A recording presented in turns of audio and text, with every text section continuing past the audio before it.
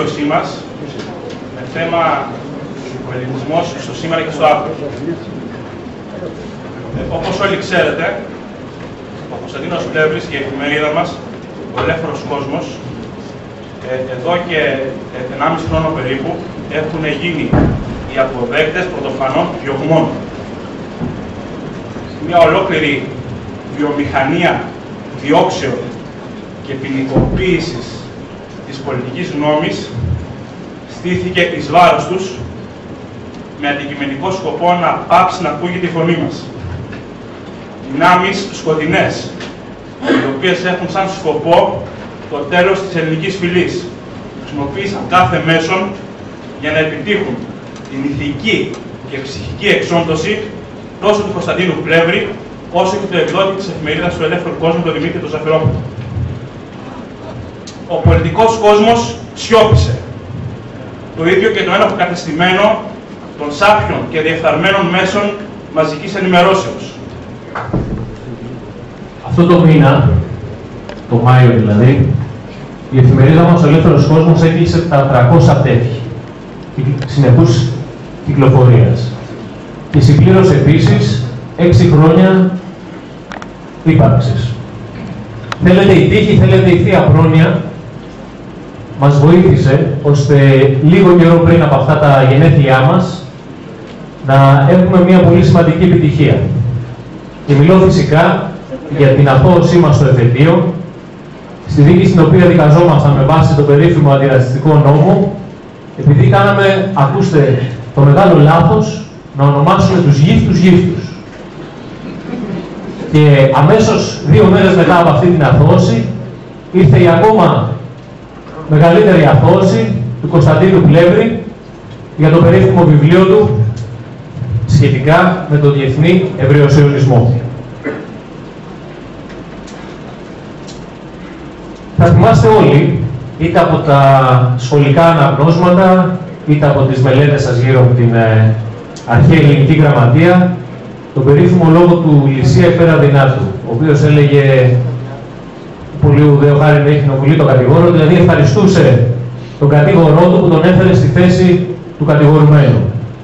Πραγματικά, πολλές φορές κατά τη διάρκεια των δικαστικών περιπετειών που είχε η εφημερίδα μας, γιατί δεν ήταν μόνο το δικαστήριο στο οποίο ήμασταν στον πρώτο βαθμό συγκατηγορούμενοι με τον Κώστα Πλεύρη, δεν ήταν μόνο το δικαστήριο αυτό το οποίο αθωωθήκαμε για τους γύφτους, όπως είπαμε προηγουμένως.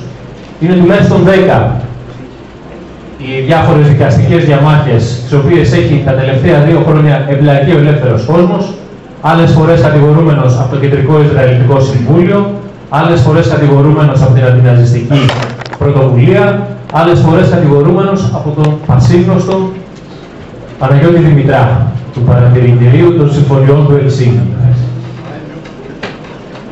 Σε όλα αυτά τα δικαστήρια, εγώ πραγματικά αισθανόμουν πάρα πολύ ευτυχισμένος που βρισκόμουν στο εντόλιο του κατηγορουμένου και ειλικρινά από αυτό το βήμα σήμερα νομίζω ότι έχω την ευκαιρία να ευχαριστήσω τους κατηγόρους μας. Να τους ευχαριστήσω για πολλούς λόγους. Πρώτα απ' όλα γιατί με τις μηνύσεις που μας κάνανε μας δώσανε μια ηθική ένεση, μας τόνωσαν το ηθικό ότι κάνουμε πολύ σωστά τη δουλειά μας.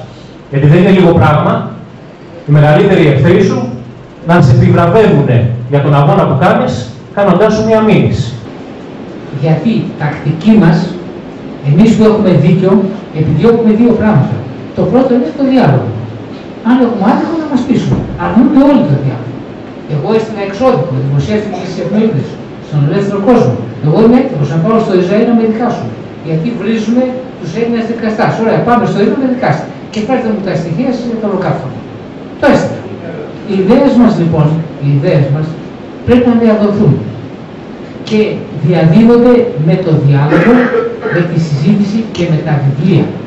Δεν επιδιώκουμε με παράνομο τρόπο, με βίαιο τρόπο να τις επιβάλλουμε. Θέλουμε όχι να τραβήξουμε αυτιά, αλλά να ανοίξουμε αυτιά, να μας ακούσουν. Γι' αυτό ο καθένας πρέπει να κάνει μία προσπάθεια. Προσπαθήσαμε, πήγαμε στο έξτρα το κανάλι, τους δίναμε 1.000 ευρώ κάθε φορά για την εκπομπή, δεν μας στέλνουν ούτε με λεφτά. Με καλεί ο κύριος Παυλόπουλος, Με βάση λέει καθίστε εδώ, καταρχείτε μετά, περιμένω 2 ώρες, στο τέλος δεν με βγάζει, λέει κύριε πρέπει συγγνώμη, σας χρωστάω. Δεν την άφησε και πριν 2 ώρες, πέφτουν 4 τέλος. Μας φωνάζουν και μας διώχνουν. Δεν μας θέλουν. Γιατί? Απλώς φοβούνται θα πούμε την αλήθεια. Τι να σας πω τι συζητήσεις που έχουν γίνει, ιδίως με εκείνο το πορνοβιβλίο που έδωσαν στα σχολεία και κάναμε δικαστήρια ή άλλες συζητήσεις.